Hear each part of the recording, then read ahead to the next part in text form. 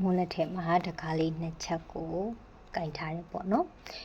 ဒီနေ့လုပ်ပေးမဲ့ reading လေးကဒီ88 portal 888 portal မှာပေါ့နော်ကိုအတွက်ဘလို့တကားတွေပွင့်နေလဲနောက်ပြီးရင် Mother Isis ရဲ့ guided message လေးပေါ့နော်ဒီဟာလေးကိုအဓိကလုပ်ပေးမှာဖြစ်ပါတယ် short reading လေးပဲလုပ်ပေးမယ်ပေါ့နော်အဲ့တော့ဒီမှာတကားလေးနှစ်ချက်ကင်ထားတယ်နော်ကိုယ့်စိတ်ထဲမှာရွေးချင်တဲ့နော်တကားလေးတစ်ချက်ကိုရွေးချယ်ပါပေါ့နော်အဲ့တော့ဒီတကားလေးကနေစပြီးတော့ကြည့်ကြမယ်အဲ့တော့ဒီတကားလေးကိုရွေးထားတဲ့သူတွေကကိုချိန်မှာကိုအတွက်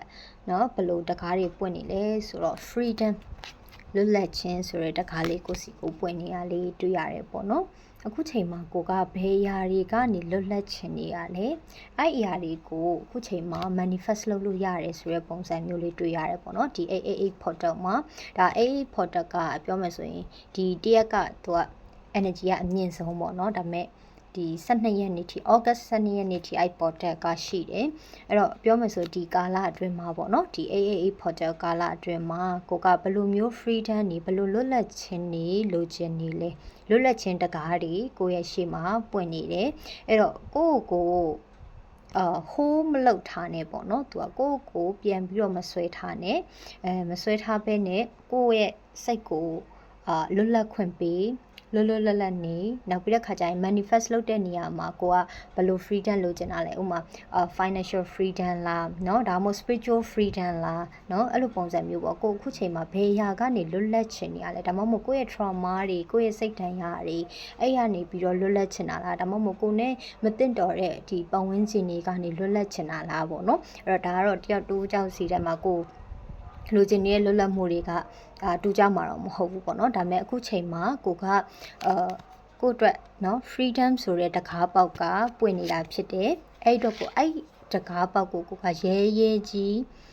သွားတက်ဖို့လိုအပ်တယ်ပေါ့နော်တိလားကိုကဒီလိုမျိုး financial freedom တော့လိုချင်တယ်ဒါပေမဲ့ကိုယ့်ရဲ့ mindset တွေကိုမပြောင်းလဲနိုင်ဘူးပြောင်းလဲဖို့တတိမရှိဘူးဆိုလို့ရှိရင်ဒီ freedom ကရလာမှာမဟုတ်ဘူးအဲ့လိုမျိုးပဲပေါ့နော်အဲ့တော့ကို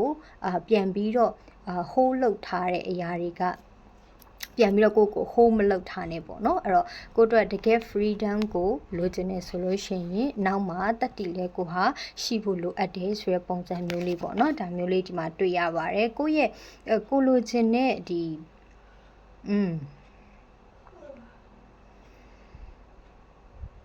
ကိုလိုချင်တဲ့ကိုဖြစ်ချင်တဲ့ဘဝကိုရဲ့အိမ်မက်တွေเนาะအဲ့ဒါတွေကိုဟာလွတ်လပ်နဲ့เนาะရွေးချယ်နိုင်နေပေါ့เนาะအဲ့ရဲ့ energy အဲ့ရဲ့တကားပေါက်ဒီကတော့ဒီလွတ်လပ်ခြင်းဆိုတဲ့တကားပေါက်လေးအခုချိန်မှာကိုအတွက်ပွင့်နေပြီဖြစ်ပါတယ်တဲ့เนาะနောက်မျိုးလေးတွေ့ရပါတယ်အဲ့တော့ဆက်ပြီးတော့ Mother Isis ကဘယ်လို guidance ပေးမလဲဆက်ပြီးတော့ကြည့်ကြမယ်Mother Isis ကဘယ်လို guidance ပေးမလဲ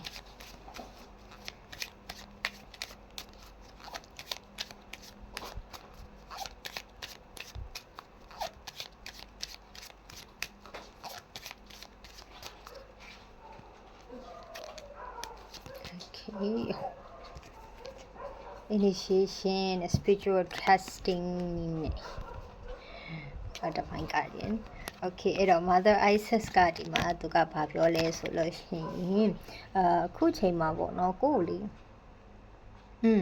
ကိုကခုနပြောသလို freedom တော့လိုချင်တယ်ဒါပေမဲ့ကိုယ့်ရဲ့စိတ်ထဲမှာရှိနေကိုယ့်ရဲ့ mindset တွေကိုတော့မပြောင်းလဲနိုင်ဘူးပြောင်းလဲရမှာကြောက်တယ်ဒါမှမဟုတ်လို့ရှိရင်လည်းပြောင်းလဲဖို့အလုပ်တွေမလုပ်နေဘူးဆိုတဲ့ပုံစံမျိုးပေါ့နော်အဲ့လိုပုံစံမျိုးလေးရှိနိုင်တယ်အဲ့အတွက်ဒီမှာဆိုအခုချိန်မှာတဲ့ကိုကဒီ test တွေဖြေနေရတဲ့ပုံစံမျိုးစာမဝက်အစစ်ခံနေရတယ်ပေါ့နော်ကိုယ့်ရဲ့ဘဝနဲ့ပတ်သက်ပြီးနောက်တစ်ခုကိုလိုချင်နေတဲ့ freedom နဲ့ပတ်သက်ပြီးတော့ကိုဘယ်လောက်ထိဒီလွတ်လပ်မှုကို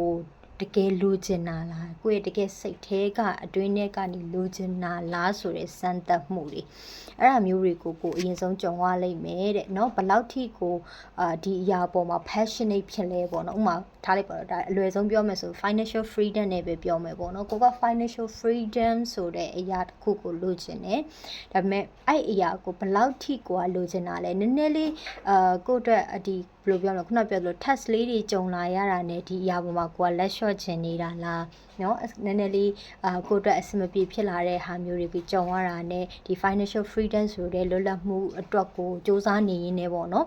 အခက်ခဲတွေတော့တွေ့လာနိုင်တာပေါ့ဟုတ်တယ်မလားအဲ့တော့တွေ့လာတဲ့အချိန်မှာဒီအရာကိုကတကယ်အဲ့ချိန်မှာလက်လွတ်ဖို့စဉ်းစားမှာလား financial freedom မရလည်းနေပါစီတော့ဆိုပြီးလက်လွတ်ဖို့စဉ်းစားမှာလားဒါမှမဟုတ်လို့ရှိရင်လည်းကိုကဒီအရာကိုတကယ်ကိုယ့်ရဲ့စိတ်ထဲမှာဘလို့အခက်ခဲတွေပဲကြုံကိုယ့်ရဲ့စိတ်အပြင်ပအခက်ခဲတွေပဲဖြစ်ဖြစ်ဒါမှမဟုတ်ကိုယ့်ရဲ့ခုနပြောလို့ mindset တွေပေါ့နော် mindset shift လုပ်တဲ့အခါမျိုးတွေမှာ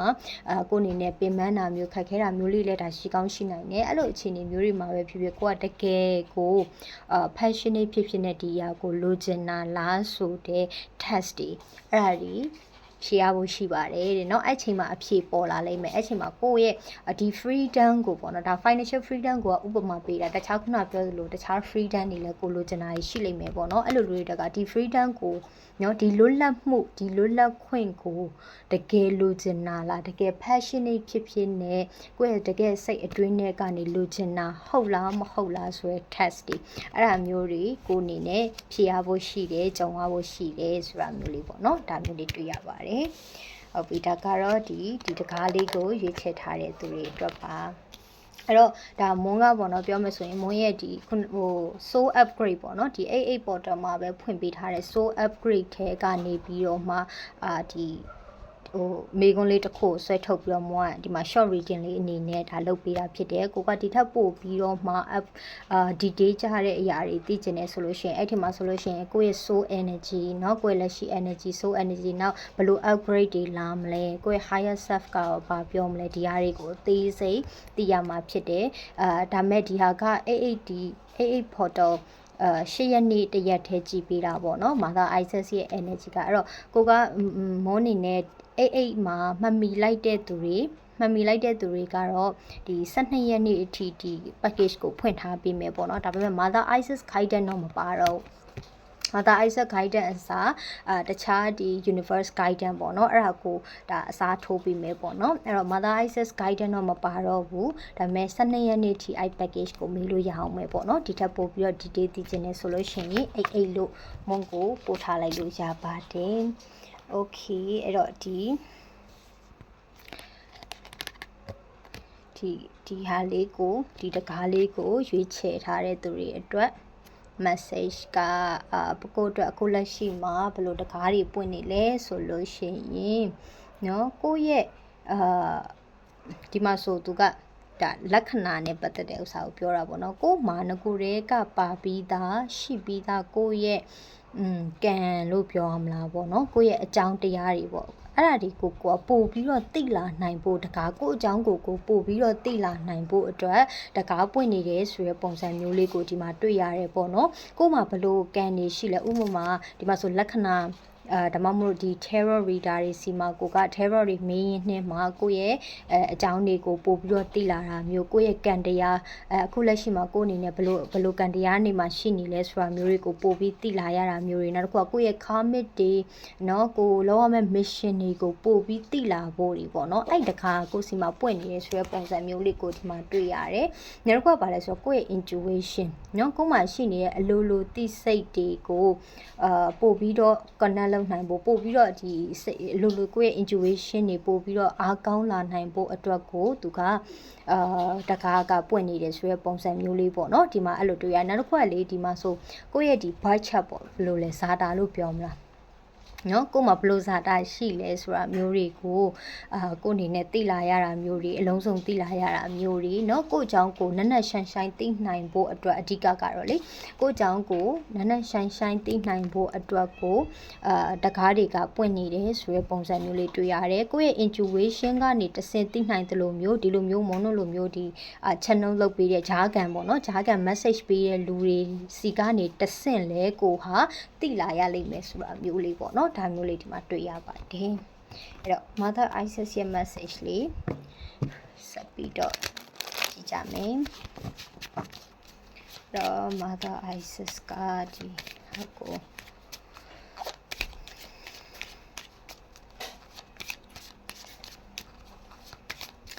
Mother Isis ရဲ့ဒီနေ့ ritual လောက်ထားလို့လှိုင်းပြင်ထား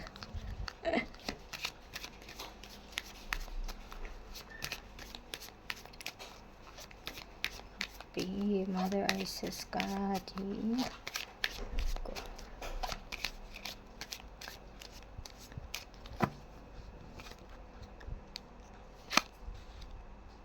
Okay Pillar of Light အဲ့ဒီမှာ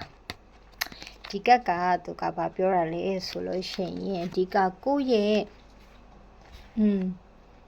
energy ပေါ့နော်ကိုယ့်ရဲ့ energy ကိုပို့ပြီးတော့ strong ဖြစ်ဖို့ပို့ပြီးတော့ expand ဖြစ်ဖို့လေ့ကျင့်တဲ့နေဆိုရပုံစံမျိုးလေးကိုတွေ့ရတယ်ပေါ့နော်အဲ့တော့ဒီ portal မှာကိုကဘယ်လိုပြောမလဲကိုယ့်ရဲ့ energy ကိုအခုထပ်ပို့ပြီးတော့ဒီ higher energy တွေเนาะနောက် download တွေပဲဖြစ်ဖြစ်ဒါတွေဝင်လာ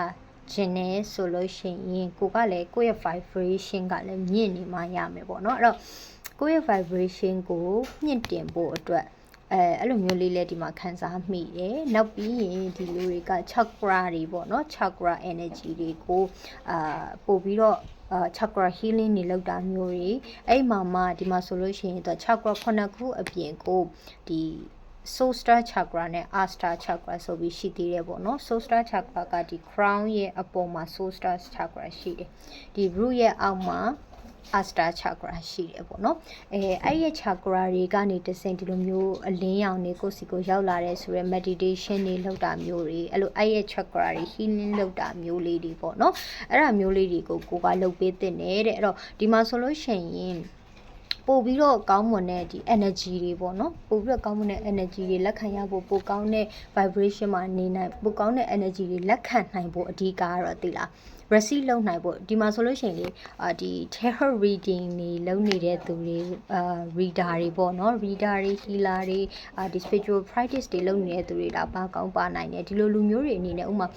ကိုကနေ channeling လုပ်ပေးနေတဲ့သူတွေပေါ့နော်ကိုကနေတဆင့်တခြားသူတွေကိုဟောပြောပေးနေရတဲ့သူတွေပါတယ်ဆိုလို့ရှိရင်အဲ့လူတွေအနေနဲ့ကကိုယ့်ရဲ့ energy body ကိုပို့ပြီးတော့ strong ဖြစ်အောင်လုပ်ပေးတဲ့တဲ့နော်အဲ့ဒါမှကိုကဒီ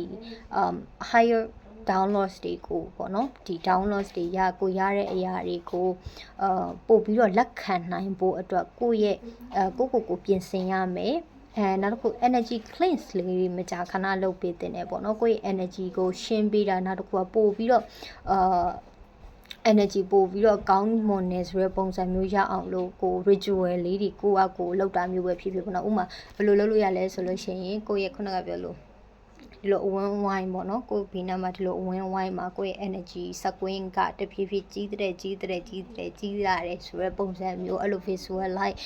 မကြာခဏလောက်တာမျိုးတွေ meditation လောက်တာမျိုးတွေဒါမျိုးလေးတွေကိုအဓိကလုပ်ပေးဖို့လိုအပ်တယ်ပေါ့နော်အဲ့တော့ကိုကပိုကောင်းတဲ့အရာတွေကိုလိုချင်နေဆိုရင်ကိုယ့်ရဲ့ပုံစံပေါ့နော်ကိုယ့်ရဲ့နေထိုင်တဲ့ကိုယ့်ရဲ့ပုံစံပဲဖြစ်ဖြစ်ကိုယ့်ရဲ့ energy ရပဲဖြစ်ဖြစ်အဲ့နှစ်ခုလုံးကကိုကမြင့်တင်နေမှရမယ်ပေါ့နော်မြင့်တင်နေမှရမယ်ကိုကဒီနေရာမှာပဲနေပြီးဒီအောက်မှာပဲနေပြီးအပေါ်ကဟာလက်ခံခြင်းလို့တော့မရဘူးပေါ့သိလားအဲ့လိုပုံစံမျိုးပဲပေါ့နော်အဲ့တော့ပိုကောင်းနောက်တစ်ခုကကျတော့ပိုကောင်းတဲ့အရာတွေကိုဘဝထဲမှာဖြစ်ချင်တယ်ဆိုလို့ရှိရင်ကိုယ့်ရဲ့နေထိုင်မှုပုံစံကပိုကောင်းတဲ့ပုံစံတစ်ခုအနေနဲ့နေထိုင်ရမယ်ဆိုရယ် message လေးပေါ့နော်ဒါမျိုးလေးတွေရပါတယ်ဒါကတော့short message လေးလုပ်ပေးခဲ့တာဖြစ်ပါတယ်ဒီထပ်ပို့ပြီးတော့ detail message သိချင်တယ်ဆိုလို့ရှိရင်တော့မွန်ရဲ့ဒီ88 portal so upgrade ဆိုတဲ့ package လေးကိုလာပြီးတော့မေးလို့ရတယ်12ရက်နေ့ထိဖွင့်ထားပေးမယ်ပေါ့နော်အဲ့ထဲမှာကဒီတော့ Mother Isis ရဲ့ reading တော့မပါတော့ဘူးဘာလို့ဆို Mother Isis ရဲ့ reading ကဒီနေ့တရက်ပဲလုပ်ပြီးတာမဟုတ်လို့ပေါ့နော်အဲ့တော့ဒီနေ့တရက်ပဲလုပ်ပြီးတဲ့သူတွေဟာမမီလိုက်တဲ့သူတွေအတွက်ကိုဒီ August 12ရက်နေ့ထိကိုဖွင့်ထားပေးတယ်ဒါပေမဲ့ Mother Isis ရဲ့ guidance message တော့မပါတော့အဲ့မှာတခြား guidance message အစားထိုးပေးမယ်ပေါ့နော် okay ပါဒီနေ့ကတော့ဒါ88 portal အတွက် message လေးလုပ်ပေးခဲ့တာဖြစ်ပါတယ်နောက်ဗီဒီယိုတွေမှာပြန်တွေ့ကြမယ်နော် bye bye